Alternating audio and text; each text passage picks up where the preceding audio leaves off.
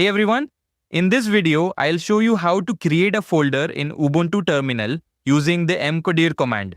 This is one of the most basic and important Linux commands. Step 1. First, open your terminal. You can press Ctrl plus Alt plus T to open it quickly. Now let's check where we are. Type pwd. Now I will create a folder named called test. Type in command mkdir test. This command creates a new directory called test. Let's check if the folder is created. Type ls. You can see the test folder listed here. Now, touch command. Touch command is used to create a new empty file in the terminal. Now let's create a file named called text.txt. Type touch text.txt.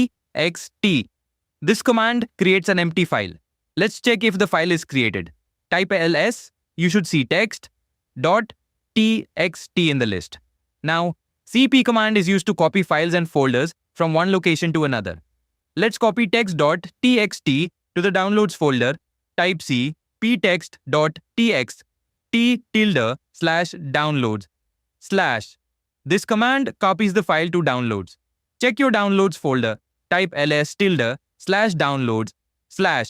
You will see text.txt here. And that's it for today, the end of the video. If you found this video helpful and want to see more Linux tips, don't forget to like, share, and subscribe.